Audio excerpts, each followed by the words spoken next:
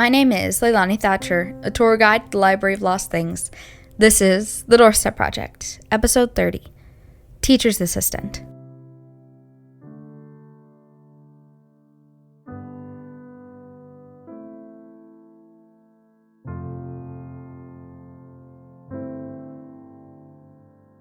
This week is a letter mailed in a year or two ago from our mysterious donor. We didn't really give it too much thought at the time, but this last month we were going through old material for our new episodes, and it reminded me of the manila envelopes from recently. We still don't know who the professor is, but apparently there's more stories about him. The professor left me here to study. If you're reading this, know that this is all the studying I did. I should have expected him to leave me behind. I was warned not to trust him. Most of his TAs disappear or suddenly quit. Most people don't talk about the old TAs, though. It was hard to get any stories. The lack of information is probably why I chose to trust him. I didn't have any proof that I shouldn't. The professor emailed me a few months ago asking if I'd like to be his teaching assistant for the upcoming semester. I have fond memories of my time in the professor's class, and I remember the TAs from my semester there. We had 3 over that semester. Each time one disappeared, the professor introduced the new TA, explaining that the last TA was away studying.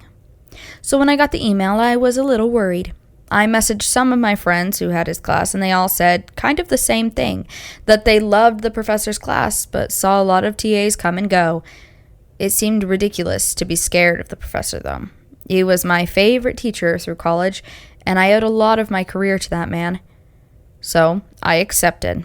I met the college kids, helped grade essays, answered emails, and taught a few classes when the professor was away on a work trip. And it was fun. I think I'd been there a month when the professor first invited me on one of his trips. That first time, he took me to the Library of Alexandria. He said that he took all his TAs there first. It's on most history majors' wish lists, so he decided to get it over with quickly. He said there wasn't anything there that we could use anymore anyways. The next trip was to an American Civil War era farm down south. We took a journal from one of the slaves. This is where I learned the rules of traveling, the most important of which, of course, is never change the past as much as possible. Of course, it's often unavoidable. We will always change something when we take what we're looking for, but history has to stay fundamentally the same. There are plenty other rules, but none of them seem to matter anymore. I loved traveling with the professor. We traveled all over the world, all through time. I saw the Titanic before it sank, which he said he also took many people to. Apparently there's a lot of things on the Titanic that he wants. I went to the White House while it was being built into what it is today. I've studied extinct languages, taken lessons from Buddha, and sailed across the sea with some of the first travelers. And none of that prepared me for yesterday.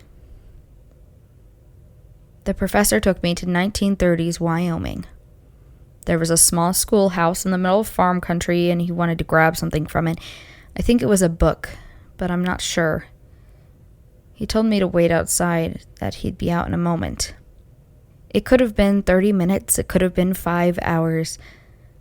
But the teacher came out and asked what I was still doing there. She said that my friend had left a long time ago. She showed me around to the town's hotel, inn, whatever it is. And I've been sitting here for hours. I don't have any money or any way of getting actual work. And I know what's coming. I could help someone prepare for the coming Dust Bowl, but what good will it do? I still have to live in the past for the rest of my life. And I doubt the professor will be back for me. No one will be looking for me either. As far as anyone knows, I'm just away studying. Well, it's interesting. Whoever this professor is.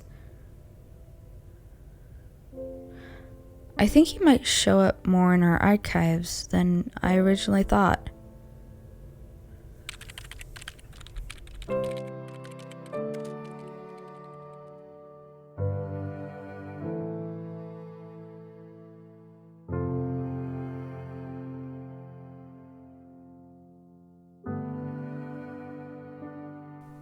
Thank you for listening to The Doorstep Project. This audio drama was created and produced by Family Friendly Podcasts. If you enjoyed the podcast, leave a rating and review on your podcast app of choice or share it with a friend. Leilani and the project will be back next week. Until then, write every day. One day your story could be in a museum.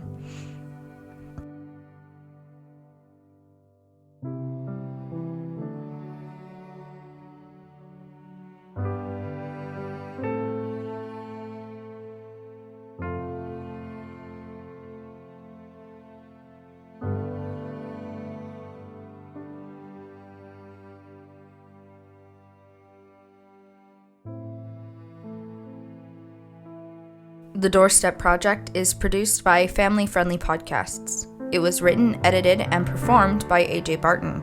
Sound effects for this podcast are provided by Zapsplat. Music used in this podcast includes Reawakening by Kevin McLeod, licensed under the Creative Commons Attribution 4.0 license. You can learn more at his website, incompetech.com, or at creativecommons.org. Both music and sound effects have been changed and edited by AJ Barton. Links for websites, information, and contact can be found in the description of the episode. Would you like to submit your story or art to the Doorstep Project? You can find information for story submission at familyfriendlypodcast.com/The Doorstep Project. Information on CC by 4.0 licenses can be found at creativecommons.org.